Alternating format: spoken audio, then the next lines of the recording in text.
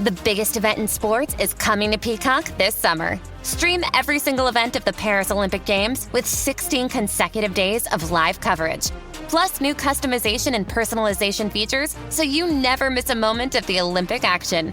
From the opening ceremony on the Seine to beach volleyball at the foot of the Eiffel Tower, watch every moment and every medal, only on Peacock.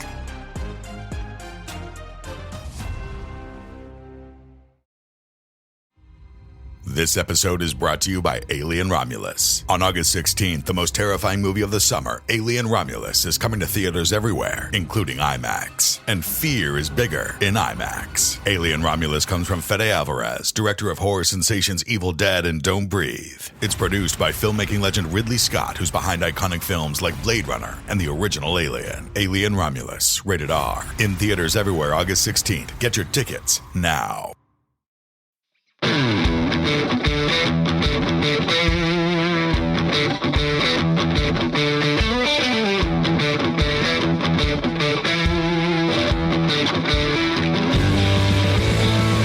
Welcome to the Fantasy Footballers DFS and Betting Podcast with your hosts, Kyle Borganoni and Matthew Betts.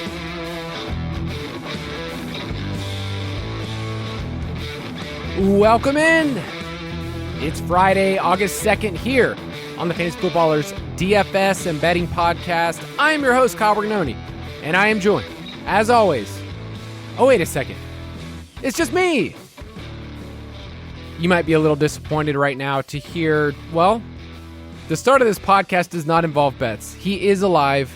We've done a live check. He's well. If you didn't get to see on social media, glad you're with us, by the way.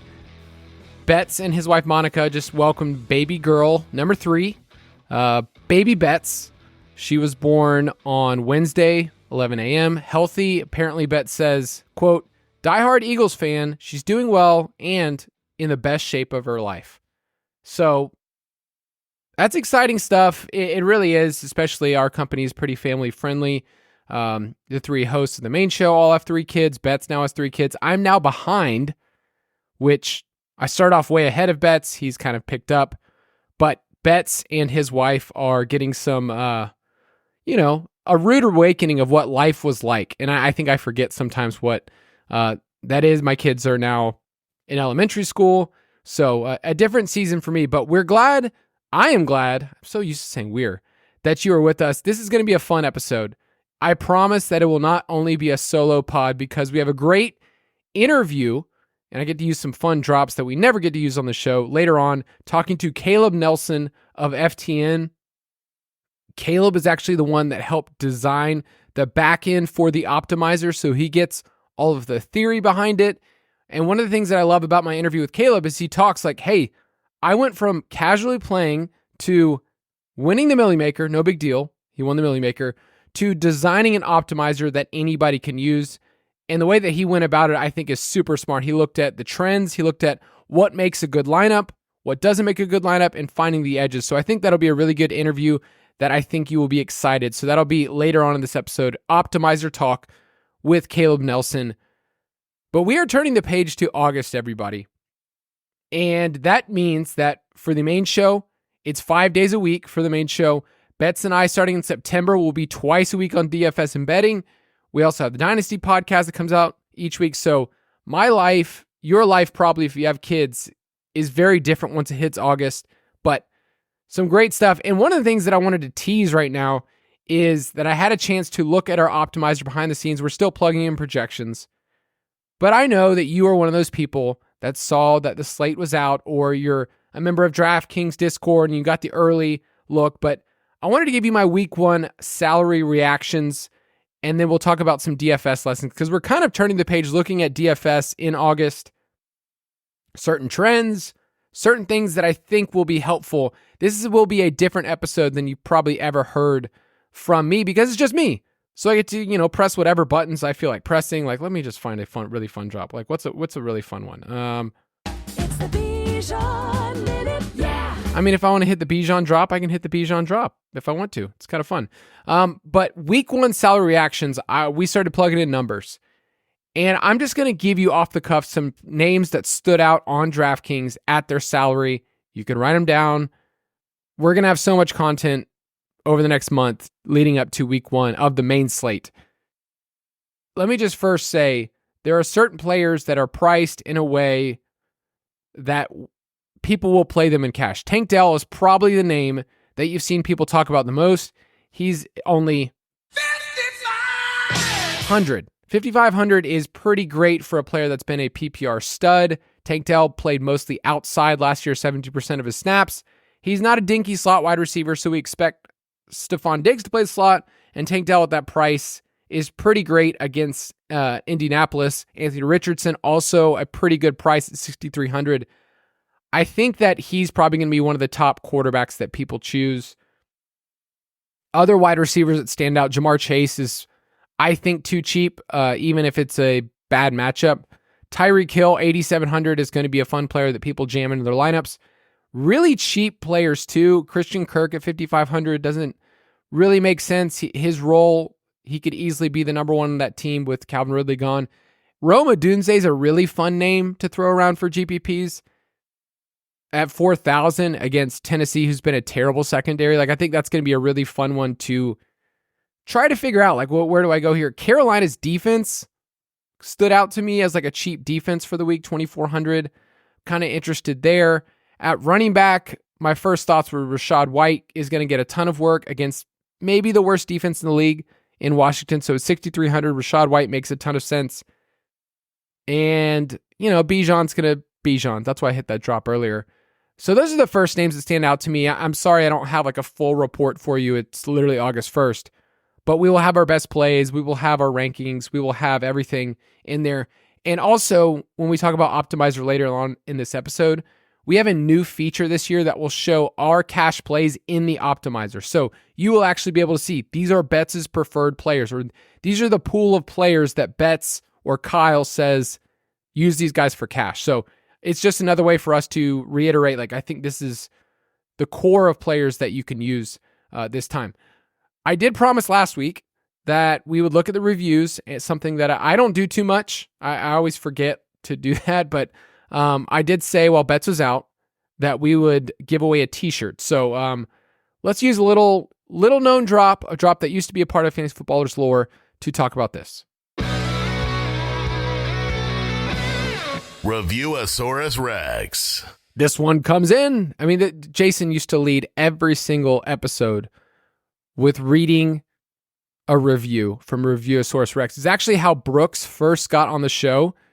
Is he did a review one time and they read it, and then eventually Brooks got on the listener league. So some fun stuff there. Oh man, since it's one person, I get to kind of give you a train of thought. We mentioned this on the main show, and because I like you guys so much, and there might not be crossover, or maybe you're only into DFS right this second, but we are opening up the listener league for the main show. It's the elite of the elite leagues. If you want to be a part of that listener league at fantasyfootballers.com, if you want to send in a submission, I can put in a good word for you. Let me just say that. And by putting in a good word, if you have something really fun that you send in, a funny video, then I can kind of push yours up to the top. Just, it's just me and you here. So if you want to be a part of that, go to Listener League or email in at listenerleague@fantasyfootballers.com. But this review comes in from Henning1X. Sorry, I stink at Roman numerals, so I just don't even know. But 5 stars, the review says, "This is my first offseason listening to the show, so we'll see. But all the offseason Underdog I've done, I feel the arsenal I've assembled has more variety, and I've thought things through differently. The show has definitely refined my best ball stacking approach. I was a 1 QB and one of his weapons kind of guy. Now I will happily roll deeper. It makes sense, but it probably wasn't going to come to a conclusion that I came to my own. The show is enjoyable. The guys seem cool, spectacularly nerdy, but cool. I guess I'll take that. I'm hoping the show does for DFS and best ball what the main show did for my redraft games. Side note, I'd love to see a video version eventually. Who knows? If enough people say they want that, that's fine. I don't care. But I did appreciate this review. So Henning1X, I see your Apple. If you want to DM me, then I can get you your t-shirt. But I think this show, and just I get a chance to reflect every single year. I think this show, the value of it for people is that Betts and I seem to be approachable, hopefully we come across as people that can teach the game or talk about different formats in a way that's fun and you can learn and grow. And we try not to be super intimidating people. We try not to be dogmatic. Like, if anything, my least favorite thing is when I post a video online and everyone goes, well, what's the take here? And often I'm just going, the take is, here's the video. Like, here's all this person's targets. There's no take here. It's like, here's the targets.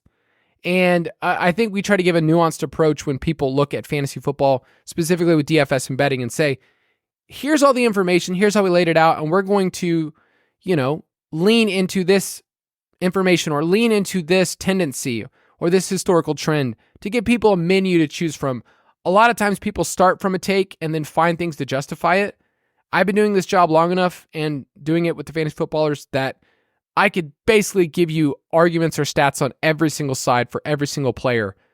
And at the end of the day, like, there's just so much more variance than people realize with football takes, with player takes, and all those things. So I appreciate the review. Hopefully Best Ball has been kind to you.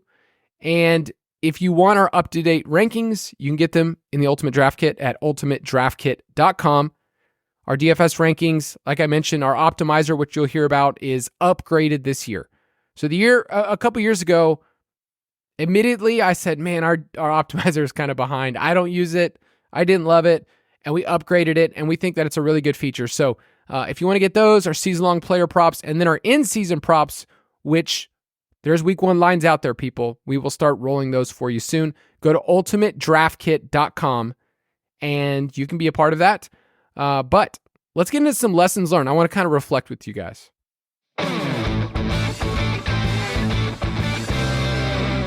Don't forget to remember these things.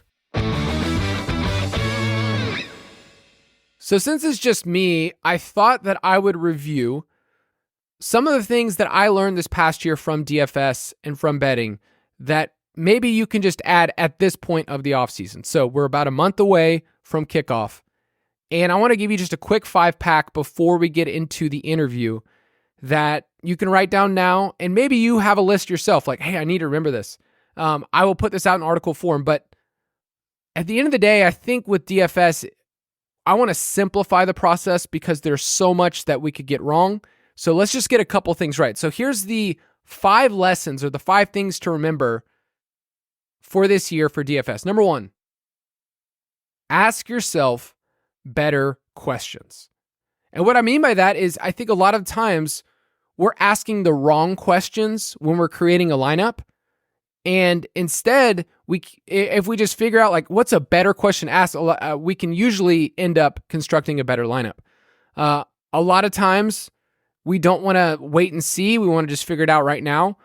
But I just want to tell you right now, the best way to do this is you have to kind of wait till later on in the week. So I tell people this on roster percentages all the time.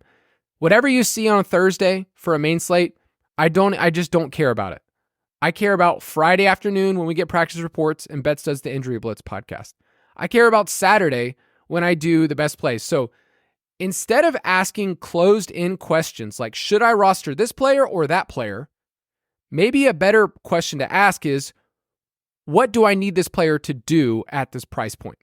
The optimizer isn't really built for dogmatic questions like, oh, well, should I play Rashad White or Zach Moss? It's like, well, that's not really the best question to ask because either of those players can pay off. Or Chase Brown, who's only 5,000, is another interesting player if you think he's the Bengals RB1. The optimizer is more asking like, here's this player, here's the projection, here's their price point, here's how they can fit into your lineup. And anybody can go off, but I think the better question to ask instead of should I roster this player or that player is, what do I need this player to do? So don't ask closed-ended questions. Also, don't double count.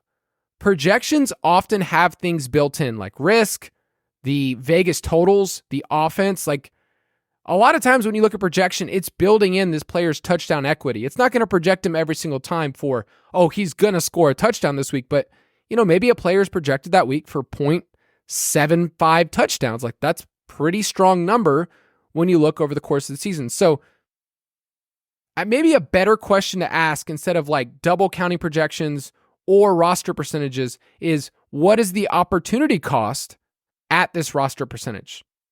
So this player's rostered 20% by the field. If they only have 10 points, what does that do? Or in cash, that could work. Or in GPP, if they score 20 points, what does that do? So the better question to ask is what is the opportunity cost at this roster percentage? Another part of this is that we don't want to assume. DFS gives us a 1-game sample size. So a lot of times people ask, who's going to be chalk this week? Well, who's chalk? Is that good chalk? Is it bad chalk? And the problem is DFS gives us a criminally small sample size to work with. So on Mondays when people are reflecting, they go, oh, that was clearly bad chalk. And what happens is we're kind of just reflecting and in hindsight giving analysis. This was bad chalk. This was good chalk. So instead of asking the question, who will be chalk this week? Maybe a better question to ask is, what are the pathways? What are the routes for upside? Route. I was having a conversation with my wife. Like, is it routes or roots, or does it even matter? Roots just sounds like I'm talking about trees. Routes, I think about that more with football. So what are the pathways? What are the routes for upside for this player rather than who will be chalk this week? All right, let's take a quick break, and then we'll keep going through these lessons.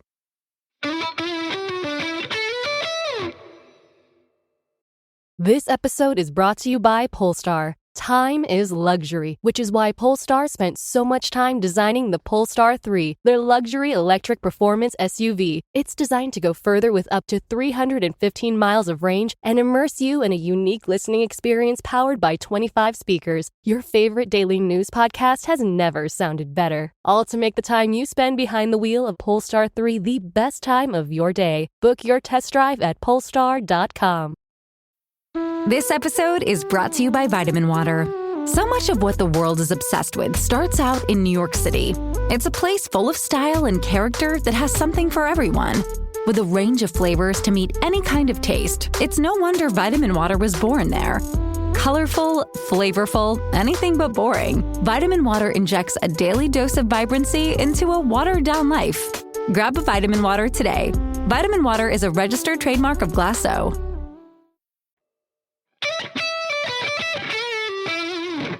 Let's be honest, that break was probably not for you. You're like, 15 minutes into this episode. It was for me. And I don't know how certain people do it, where they do like solo pods, or they like give like rants or political rants or whatever they do on their podcast. I don't know what people do. It is, it's tough. It's tough. And that's why I like talking to somebody. I like talking to Bets. But this, I think, is a good setup for us later. We can have a conversation. So this is Kyle, who hit the button for a break, now taking a quick break with his Waterloo Peach sparkling water, not a sponsor. All right, number 2. The number 2 lesson that I learned is that cash is king and GPP is a haymaker. So one of the things that I kind of reflected on, and I got to ask this in Discord, like, hey, how did you do in cash last year? It's like, oh, well, let me look at my cash review article, something I write every single week. I post my weekly lineup, I post my head-to-head win percentage, and the cash line. Usually the cash line I give is for $25 double ups, but I looked at a couple of my notes. I actually had a really good year this past year, better than I did in the last 2 or 3. But I finished 66% on head-to-heads, so you want to be above 50%. I beat the $25 double up cash line in 10 of 13 weeks, according to my article. And then I looked, and I didn't write the article, but I did cash for weeks 15, 16, 17, 18. So I had a very, very, very, very good year where, adding it up, it looks like I cashed in 14 of 18 weeks in the regular season, and I don't play it in the playoffs. But what I found when looking at this data was not to pat myself on the back. It was more of, I noticed that I also took a couple weeks off. Like I had a family vacation, which I will do again this year, a family beach trip. I also went to Arizona one of those weeks. I found that with cash, you were able to stay steady. You're able to lean on a process each week. And at the end of the day, there will be variance. Like I won't probably hit 14 again. But if I hit 10 out of 18, I think that is a very, very good year. And I look back through my contest for GPP, which you can download those, by the way, from DraftKings. You can download, like, here's how I did. It made me realize that the contests I'm choosing, I'm not really counting on those for my bankroll, but what I am doing is I'm clarifying which tournaments I've done better in. And they're the small field ones that Betts always talks about. My best win was, let me look up the week, but it was a Sam Howell week. I don't know if you guys remember that, but like Sam Howell went bonkers against the Eagles twice. And my story that I shared was that I was in a Wendy's. Okay? I mean, gotta love some Wendy's. With the family, picking up some food. And I am sitting first in a GPP. I mean, I am just going. So it was week 8. Week 8, they lost to the Eagles 38-31. And I'm sitting in the Wendy's. I'm in first place. And I'm like, oh gosh, this is going to be a huge win for me in this small field tournament. Like I'm sitting in first out of, I think it was like 15. No, it wasn't 15,000. I think it was like 10. And I found that the rest of the year, I compared myself to that week when really I wasn't going to have a better finish than that. I ended up having going second because Trey McBride had a catch on like the final play and moving to second. But I found that when I looked at my overall year, I was profitable because of my cash, but I was not depending on my GPP. And it was a haymaker. So that week it was awesome. A couple other weeks I did fine, but I didn't bank one the same one I had in years before. And so just a reminder that cash is king. GPP is a haymaker. When you hit it, it feels awesome. If not, oh well. Number 3, build in a range of outcomes. If you remember last year, there were some weird players who won GPPs. Desmond Ridder, former Falcons great, was one of those. And I loved this tweet I found online. Desmond Ridder, his training camp performance with the Cardinals makes me very bullish on the Falcons this year. that made me laugh so much. But when I say build in a range of outcomes, what I'm trying to say is that there are players each week that we just need to throw out all of our bias. So rookie quarterbacks is one of those that it's like, well, they don't really work, and I haven't seen it so far. Well, I haven't seen much from Desmond Ridder at all that says he's an NFL quarterback, but week to week, there are opportunities. When it comes to stacking these players, we mix a couple different things. One of the things we mix is how much roster percentage do they have, but then what do they have to do with their price point? Desmond Ridder was in the Millie Maker winning lineup twice this past year because his salary was so dang cheap. And so that's what you're really doing when you're building, and you're building in large field, is you're looking at a player like Desmond Ridder who's like 4,600 or 5,000 or whatever he is, and just saying, if this player hits 21 points, I mean, I'm cooking right here. And I'm also cooking if everybody else is playing with these other players. Teams are actually letting quarterbacks throw more that are young. So for a long time, I used to use the statistic that rookie quarterbacks, they don't support anybody, so let's stay away from them. Over the last 5 years, rookie quarterback-led teams have ranked in the top half of pass rate 10 of 14 times. So you're seeing that with CJ Stroud, and there's a reason why stacking Stroud in some of those weeks before he really went off was like the key. Like there was a week against the Buccaneers where it's like, just load up on this game and just pray that they just let Stroud cook. And you saw over the back half of the year, they stopped running the ball. The Texans were just like, screw it, let's just let this guy throw the ball. So my main thought is I've been adjusting some of my thoughts of what I've always thought about a range of outcomes for players. So with rookie quarterbacks, man, let's see what happens. So if it's week 1, Caleb Williams against the Titans, I don't know. Let's see what happens. Maybe Shane Waldron just says, go for it. Jaden Daniels, like there's so many options that maybe they just let these players go for it. And they're so cheap right now that you can kind of do that. All right, number 4, I've got 2 more here, is take a step back. Sometimes with DFS, it's important to take a step back. And for me, it's time off sometimes. So going to the beach in week 5 is great for me. Thanksgiving, you might be one of those people who's like, I'm just going to play the Thanksgiving slate. I'm not going to play that weekend. Whatever works for you. This is my main point, is taking a step back with your pace of life, with your process. Take a step back from what types of contests you play. Take a step back with showdown slates, whatever it is. Come up with a plan right now and then just kind of go for it. So for me, during my week, it's easier for me to play Thursday night showdown than it is Sunday night showdown. Like it'd be kind of like tempting to play DFS and then I have a bad week and it's like, oh, I gotta make this up. I'm just gonna go for it on Sunday night when I can't really give it the same attention with my family and in my research. So for me personally, Thursday night is the showdown slate that I give the most attention to during the week. And then Monday I can as well, but I try to back off Sunday nights. I just don't have the same brain power. Same thing with contests. It's like, I want 3 max, I want 20 max. I'm probably going to back off a little bit from more of my, large field stuff that I used to play. So take a step back. It's worth it. And it's worth it just personally, your pace of life right now of just saying, hey, what do I think is valuable for me, for my family? Make sure you do that. And then number 5, we said this last year, and I just need to repeat it. Prop it even when you're not hot. And that doesn't mean you flush money down the toilet because you did some parlay and you're trying to make it back. I think the temptation for props is that you want to change up the approach. And if it's not working, I'm going to do this, or I'm only going to, figure out something different. Well, I found that people end up spending more money on players or takes that they didn't know. So I had like a little streak where WNBA, I told Betts, I was like, this is my calling. This is who I am. And I was just joking with him. But I found that when I stay in my lane and what I really have my head around, then I don't start throwing these random, haymakers that at the end of the day, I'm not going to hit. So last year, we kind of stayed in our lane with props. And over the last 2 years, I think we've been really, really good. 2 years ago, we were up 8 units on the ones that were official. Last year, we were up 11 units. So we were really, really hot. We were at 58% overall. And we actually don't give as many props as some people want. Mostly that's because the books don't hang as many bad lines as they used to. And books in general have kind of corrected to not allow us to pick off as many unders, which is what we mostly do.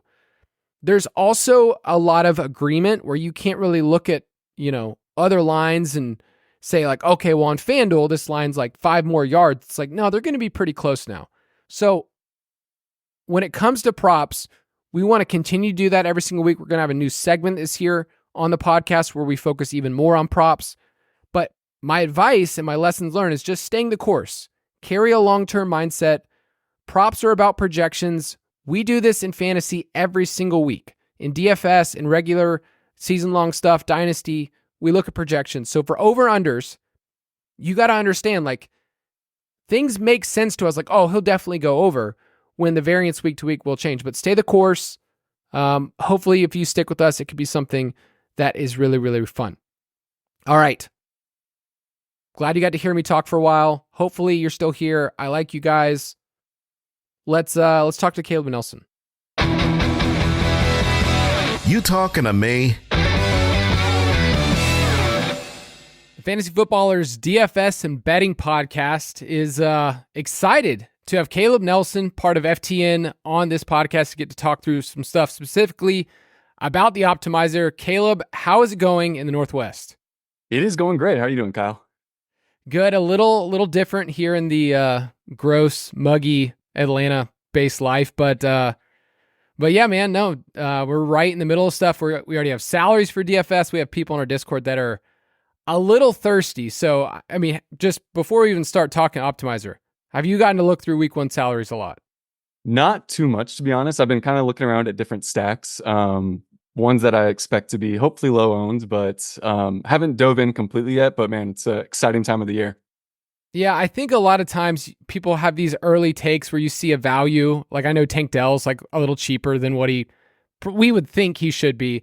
But then you start to overthink. So I feel like there's this period over the next couple weeks where it's like so easy for people to make their lineups when it's like, hey, let's pause a little bit. We still have a lot of information that we're going to receive.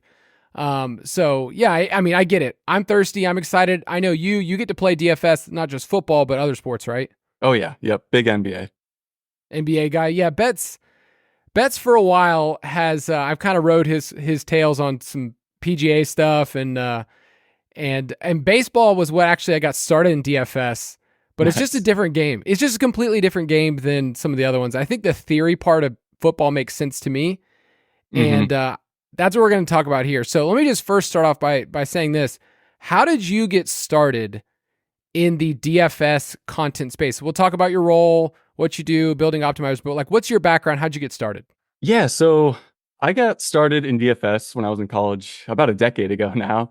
I was studying to be an actuary, majoring in math and economics, and I had a lot of experience building projections for season-long fantasy sports. And, like a lot of people when they first start playing DFS, I thought, hey, I like math, I like fantasy sports. How hard can this really be? Well, it turns out the answer is DFS is very, very hard. And yeah, I lost early and often. It was especially frustrating for me because given my background in statistics and game theory.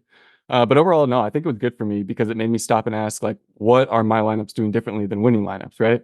If I would have won early on, I don't think I would have dove into the data science behind DFS, like if I, lost early on. So, like they say, losing builds character. But yeah, over the span of a couple of years, I compiled as much contest data as I could so that I could start extracting winning trends, and that led to me building my own optimizer, incorporating those trends. And luckily, within a year or so of me building my optimizer, I won a Million Maker and been a full-time DFS professional ever since. I think early success might be one of the worst curses for people in DFS because you assume like, oh, I did this early, I had a GPP win, therefore this is what's always going to happen. And then, people go through dry spells and just there's so much variance. My personal story is like in my first year, I won a GPP with a player that was rostered like, I think it was like 0.2%, something like that. It was JJ Nelson, the little, like 160-pound wide receiver for the Cardinals. And he just goes off, has the game of his life. And I think, wow, I have now figured out all I need to do is just identify the player that's under, 1% and I'll kill it. And then you start going crazy. So like my early success actually hurt me. So you're saying like it was actually the opposite. You're like, I need to figure this out and how to play the right way. Exactly. Yeah. I think, if I would have had that JJ Nelson, I would have been chasing those 0.1% ownerships my whole DFS career. But no, losing early and often, it really, made me stop and ask, what are winning lineups doing differently than my duds of lineups after taking loss after loss after loss? And figuring that out early just, I think, helped me, go in that upward trajectory overall.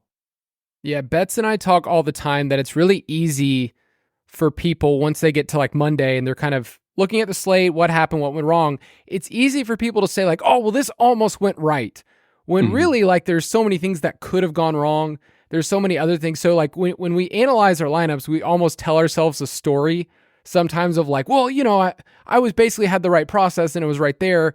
And it's kind of like we give ourselves free passes when if you really like come down to like what makes a lineup a good lineup, it's kind of assessing what people have done before. So for you, it really came down to the data part. Like that's what made you interested in this more? Oh yeah. Yeah. I've always been a big data guy. Like I said, was studying math and econ in college.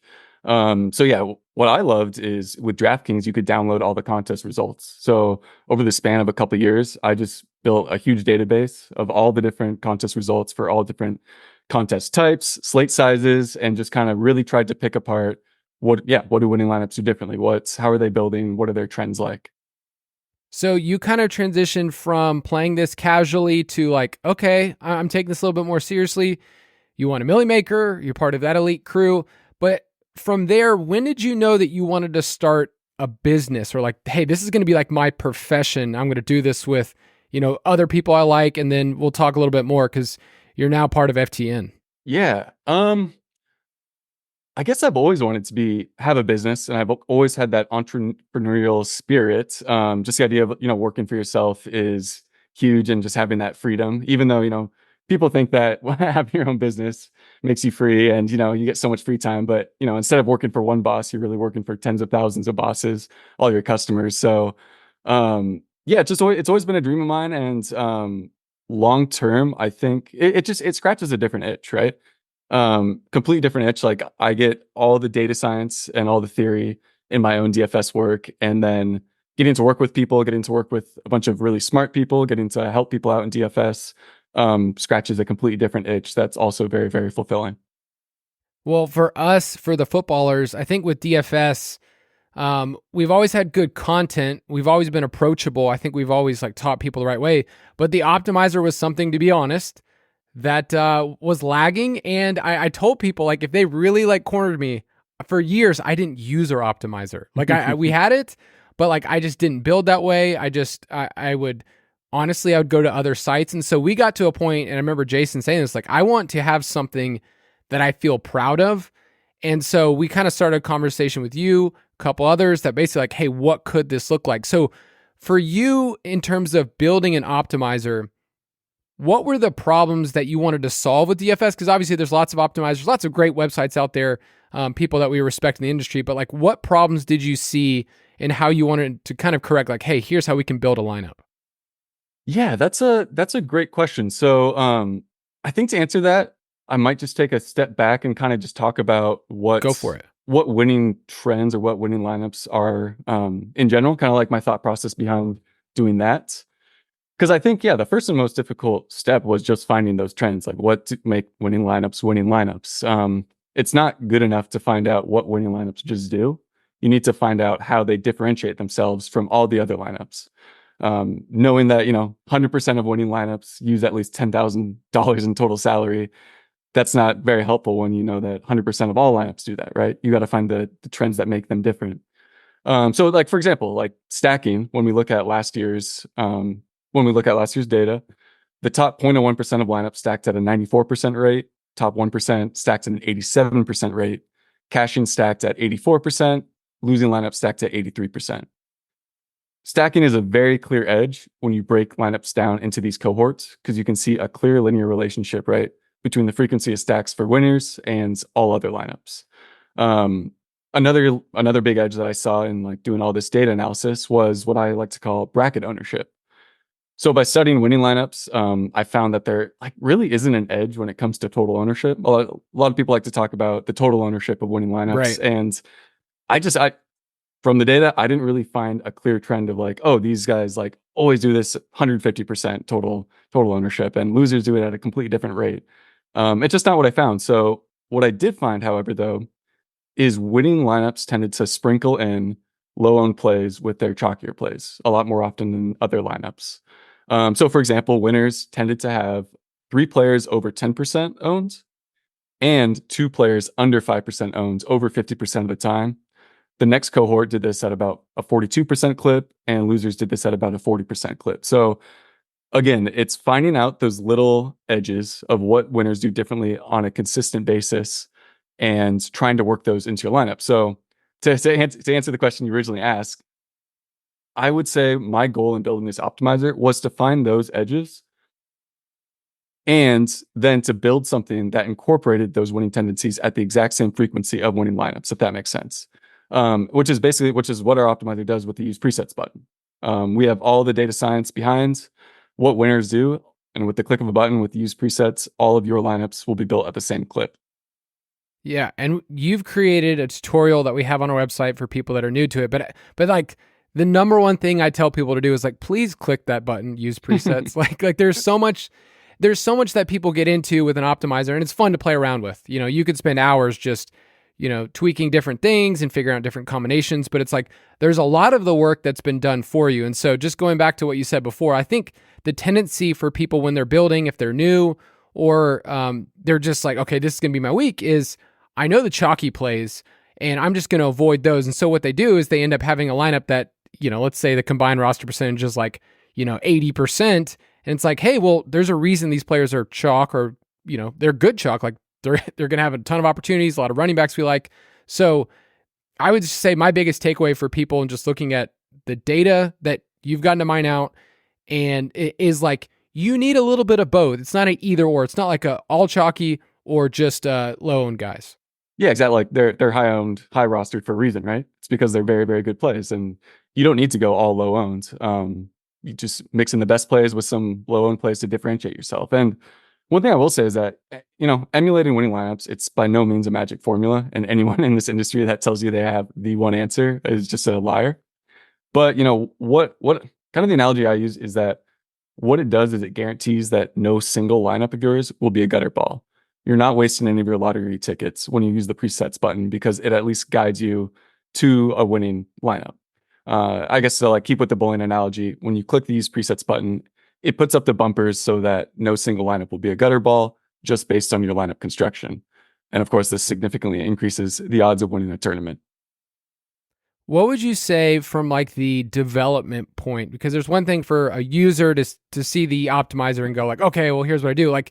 what was like really, really hard to figure out? Like, how do I build this out? And obviously you're not doing all of the dev work, but like what was just stupid hard that people don't understand?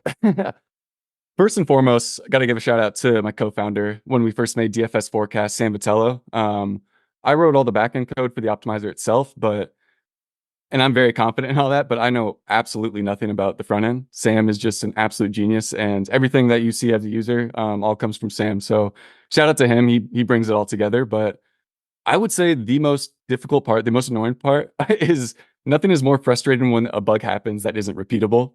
This happens all the time. Like a user has a bug on their end and we just like cannot repeat it on our end. Usually it goes away, and thankfully it doesn't happen very much anymore.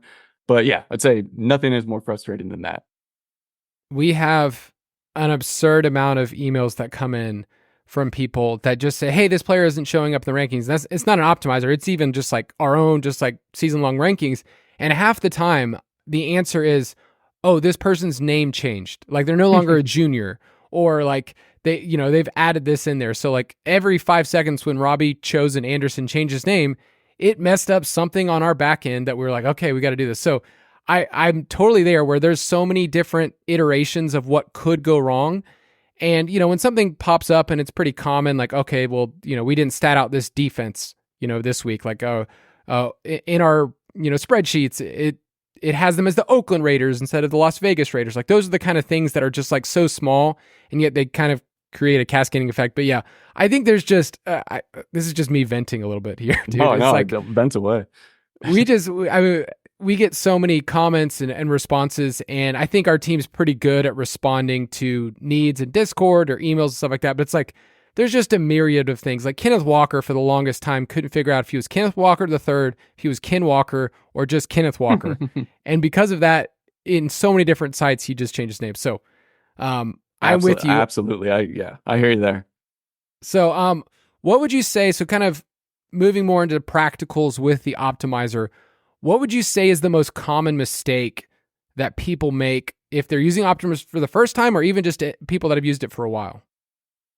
I would say the biggest mistake new people, or even experienced users have, is that just thinking that it's some sort of magic calculator. An optimizer is not a magic 8-ball. It's not going to give you all the answers automatically. An optimizer is simply a tool that spits out an output given your input, and even the best tools can be used wrong. I'd say even, often the better the tool is, quote unquote, the more likely it will be used wrong, because it can be so confusing. There can be so many options. You don't know where to start, which I think is a big emphasis of the optimizer that we created and the optimizer that's on Fantasy Footballers site, right? With the use presets button, like just by clicking that, you're already a step ahead of everyone else. You're already building lineups in a winning fashion. And yeah, from there, you can just dial in all the settings that you want. But just knowing that, you have to put in a little bit of work, right? It's not just going to give you all the answers by itself. All right, I'm going to take a quick ad break and we'll be right back.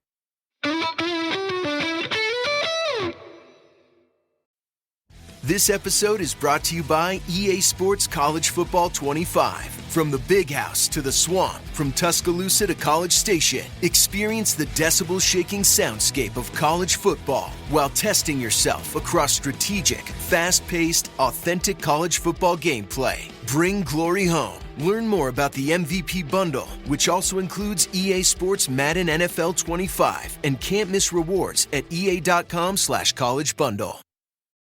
With the enhanced engine performance and fuel economy of newly reformulated TriClean gas from Citgo, you're good to go. But good to go where? Exotic bird shopping? To your Tuesday night bowling league? Woo! That's a turkeys. Good to go try your luck at bingo. G32. Bingo! Good to go to a lumberjack competition. I'm gonna move my car. New top-tier TriClean gas from Citgo, the most advanced fuel we've ever made. Now you're good to go. All right, we're back with Caleb Nelson, and we're going to talk through probably the most important part. So if you're with us and kind of understand the theory, how we built it out, let's talk about the settings that you would say are most important, because I think I said earlier, a lot of times it's fun to play around with, and people get to a point where they're so far in that they've actually like done a disservice to themselves. It's like, why is this optimizer not working? It's like, you've changed about 38 settings to the point where it's like, you're trying to create a naked stack, but then you've tried to figure out like all these different things. Like, that's not going to work, dude. So what settings are most important for you before just clicking that, run optimizer? Because people just want to make that the magic button, but what are the things they need to do first? Yeah, that's a great question. And one thing I will say off the bat is like everyone does things differently. Even for this, I would say there is no one magic answer. You got to kind of tune it to how you do it yourself, and you got to figure out what works best for you. But what works best for me, I would say, is usually I don't like to touch like player exposures too much until the very, very end. That's like when I really, really like to dial things in. The first thing that I go through after hitting the use presets button, of course, is going through the team stack table.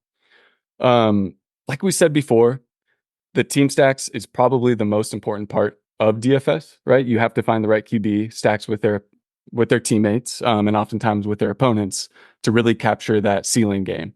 That'll really get you to the top of the tournament, and is what's gonna win you the Millie Maker. So I spend a lot of time dialing in what positions I want stacked with each team or with each QB, along with how many teammates I want stacked with that QB, right? If I want to just maybe run Lamar with just only max one teammate, or maybe it's the Chargers if it's Herbert, throw into all sorts of different receivers if he does hit that ceiling game. Maybe I want to allow 3 receivers. So I'll spend a lot of time making those stacks.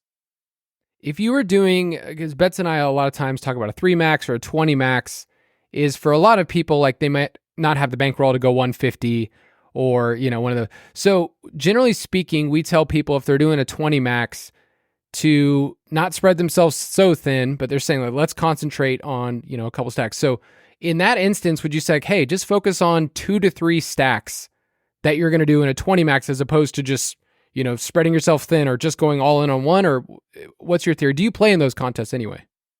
I do, but most of those lineups just come from my 150 maxes. So I don't know that I play it different necessarily, but yeah, I 100% agree with what you're saying, because here's the thing. Like if you take a stance in a week and you want to be right, you want to win because of that. So if you take a stance and you spread, if you have 20 lineups with 20 different stacks, right? If you're quote unquote right, you can get the right stack, but still have a very, very bad lineup. If you have a conviction and you're right on that, you want to make money from that. So you want at least, 5, 10, maybe even 20 of those lineups to have. If you are right, you want it to pay off. Yeah, I had a week this past year where I was a lot more in on Sam Howell than probably I should have been for my own health, but it was the Eagles week, and he had 2 weeks last year where he was just awesome against the Eagles. And I found that when I concentrated on that, the combinations that I had, rather than spreading myself so thin from having 10 different quarterbacks in that 20 max, I hit because I had the right combination of Sam Howell, but I had Jahan Dotson, which Dotson was terrible last year. But my point is that like I concentrated on just a few stacks in there as opposed to just spreading myself thin, which I think a lot of people just feel like they need to cover all the bases. It's just not going to happen. Like even in 150 lineups, it's not going to work. It's very, very hard to comprehend like how many combinations there are, and to hit it right is very, very, very, very hard. So yeah, I agree. It's good to condense. And this is off the cuff here, but like we get this question all the time from people. They're saying, hey, should I throw money in the Millie Maker? I'm obviously not going to max enter it. What do you tell people who are at that price point? It's like, hey, they're not going to 150 max the Millie Maker. I mean, week 1, you should do it. If it's $5 or whatever. $5, like, yeah. But like, what advice would you give people? Are they just throwing their money down the toilet? Because we usually say like, it's generally not good if you're not going to max enter to put your money in, but it's still the Millie Maker. It's fun. Like, did you max enter when you won it? I didn't. So I put 50 down. It was when I won it, it was the very first week that it was $10. It's always been $20. And then the week that I won it, it was double the number of entries, but it was $10. So I got lucky in that way. If it was $20, who knows if I would have entered it at all. Yeah. But I don't know, like a lottery think of it as a lottery, right?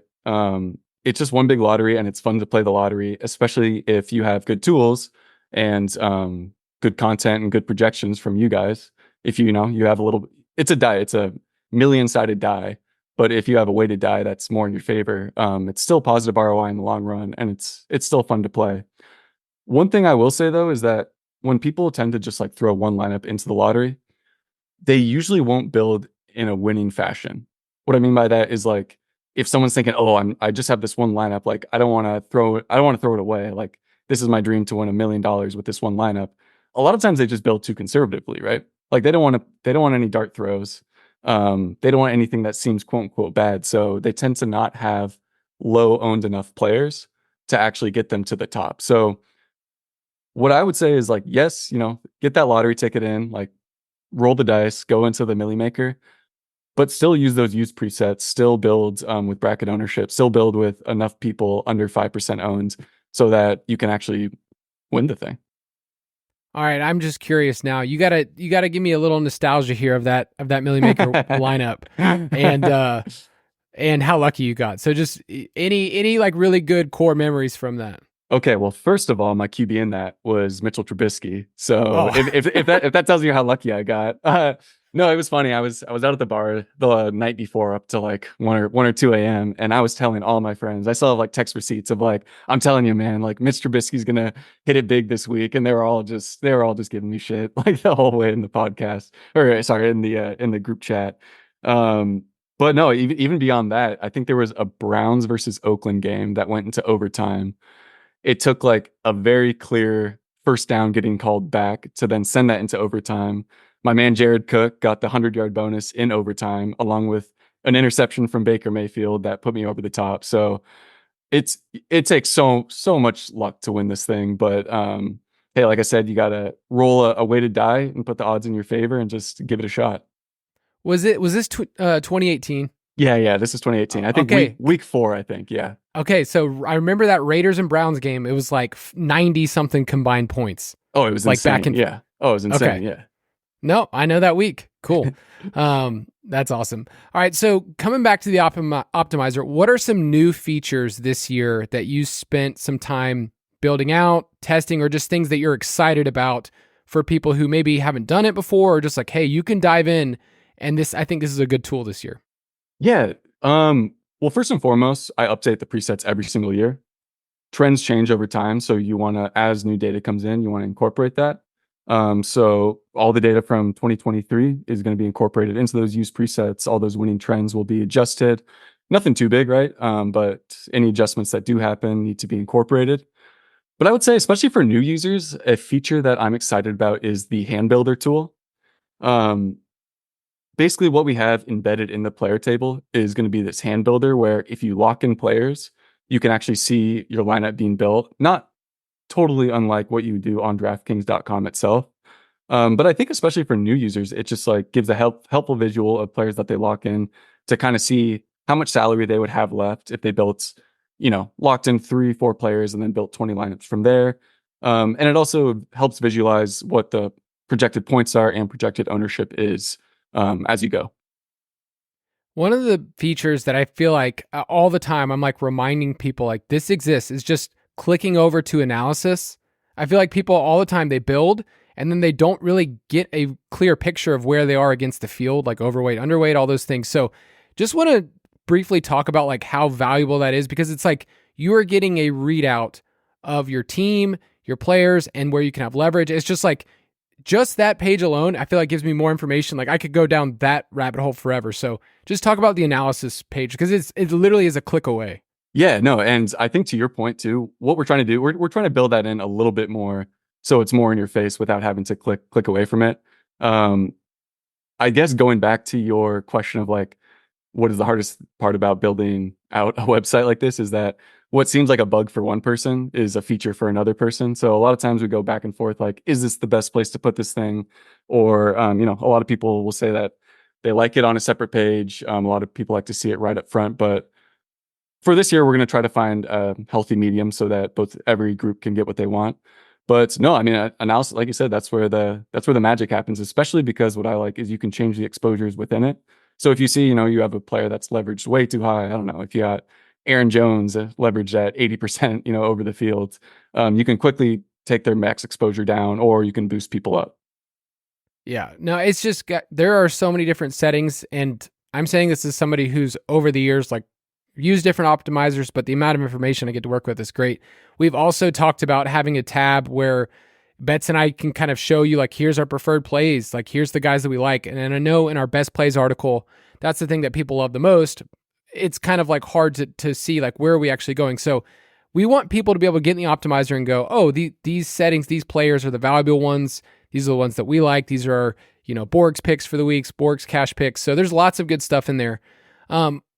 What piece of advice would you give somebody who's moving from casual to semi-serious? So not saying this is their profession, but like they're thinking in 2024, I want this to be a good side source of income. They put a certain amount at the beginning of the year. We try to tell people to manage your bankroll. What is just some good advice you can give them from Optimizer, but then just playing DFS in general? That is a great question. And I guess my first response to that would be, like you just said, bankroll management. I know it gets talked about a lot, and it's not the sexiest thing, but especially if you play large field GPPs, bankroll management is the key. The key to success, being successful in DFS, it's to stack up as many small edges as you can. And kind of like I was saying before, it's just to create a loaded dice in your favor, right? You create that loaded dice in your favor by stacking up a bunch of these edges, and then you just keep rolling that dice until you succeed. You might have double or even triple the odds of success as your opponents, but when you're going against hundreds and hundreds of thousands of people and other lineups, it can take years for your actually edge to come to fruition. So having that bankroll management and letting your money last as long as possible will let that success come to fruition. Along with that, the second thing I would say is that you just got to find what works for you. Get a winning process and stick to it. There isn't one be-all, end-all truth to DFS. Lineup builders are just tools, and you got to find the one that you're comfortable with. I know from experience that you, Kyle, and Betts, you guys are great, and especially I think with the new feature where you can work in your picks directly into the optimizer, that'll help out people a ton. But I think if you're trying to make some money this year, I would say A, keep to your bankroll management, and B, find what works for you, find that process, and don't get bogged down by trying to change that process every single week. You should always research what you've done, analyze it, and see what you can do better. But you don't want to be bouncing back and forth from different strategies the entire year. No, that's good. I feel like it's really easy for people to swing on the pendulum of like, this didn't work this week, I'm just going to abandon it and try something completely different, or that tournament sucks. I'm going to this other one, and rather than like having a clear focus. So yeah, at the beginning of the year, we try to give episodes for people to state their goals, to figure out like, hey, what works for you? You're not going to be the person that max enters the Million Maker. That's fine. Like you can actually be profitable through a couple different ways.